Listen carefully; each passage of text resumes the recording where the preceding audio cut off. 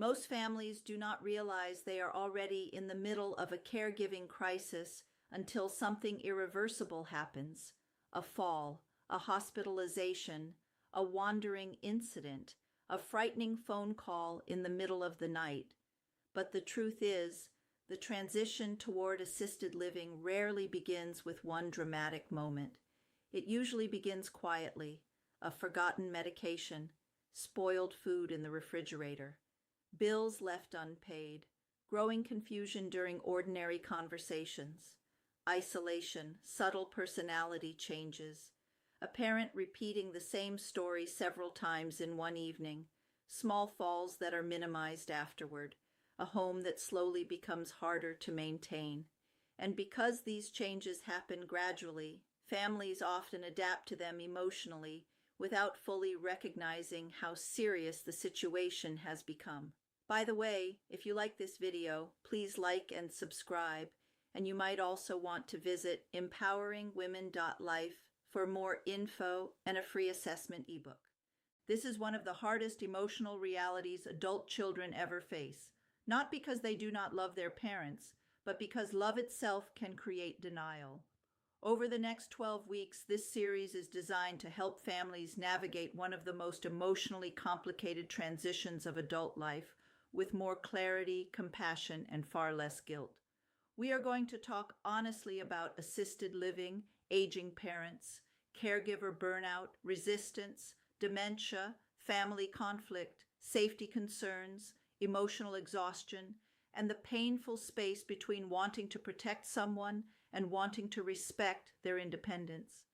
Because many adult children are quietly carrying enormous emotional pressure long before any official caregiving begins.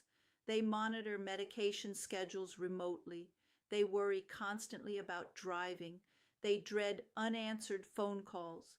They secretly check financial accounts. They become hypervigilant during visits while pretending everything is normal.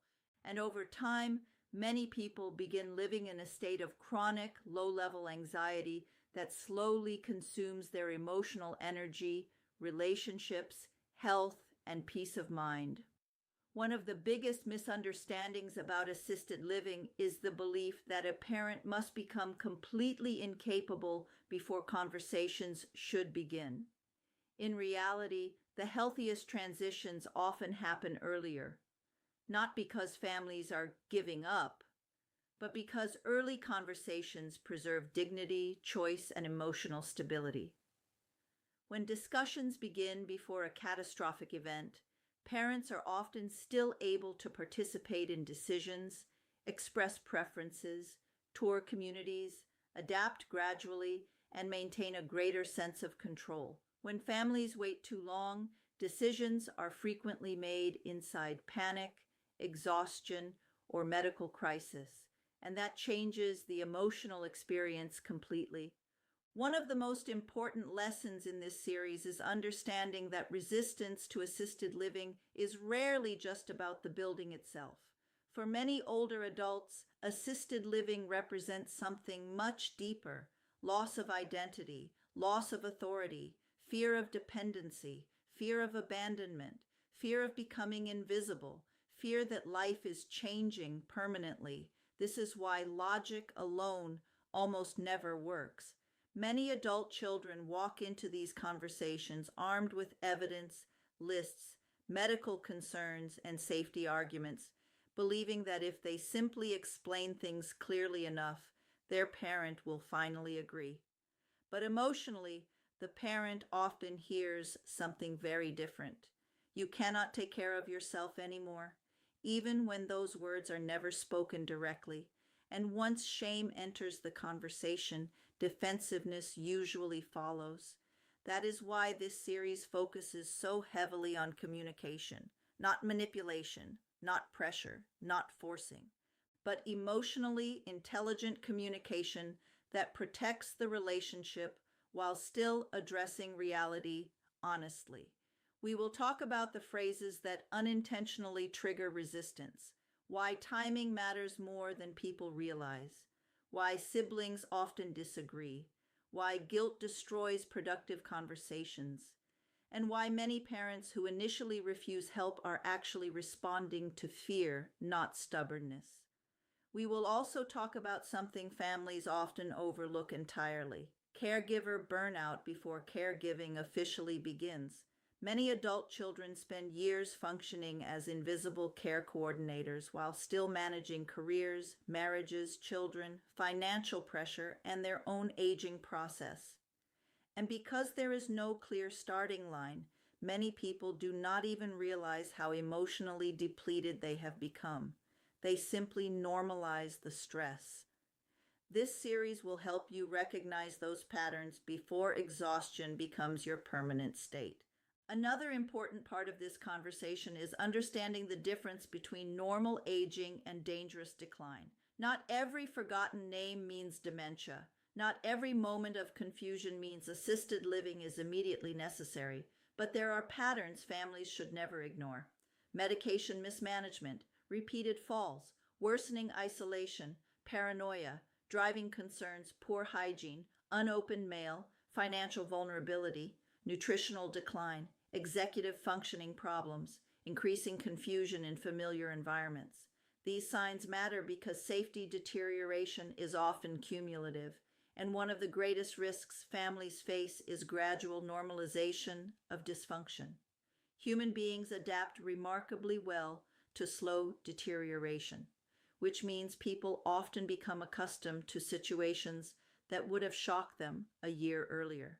That emotional adaptation can become dangerous.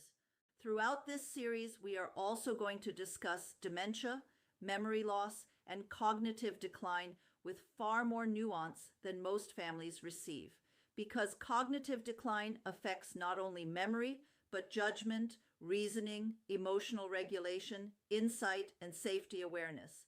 And many highly intelligent parents can still become unsafe living alone while appearing socially functional during short conversations. This confuses families constantly, especially when a parent can sound perfectly lucid for 20 minutes while their daily functioning is quietly collapsing underneath the surface. Most importantly, this series is not about taking power away from older adults. It is about helping families make decisions before crisis removes choice completely. There is a major emotional difference between "we are planning carefully together" and "we have no choice anymore." And that difference affects everyone psychologically. If there is one thing I hope you take away from this conversation today, it is this: starting the conversation early does not mean forcing immediate action. It means opening the emotional door before emergency circumstances force it open violently. You do not need to solve everything today. You do not need to have the perfect words. You do not need to convince your parent in one conversation. But you do need to begin seeing the situation clearly without minimizing what your intuition already knows.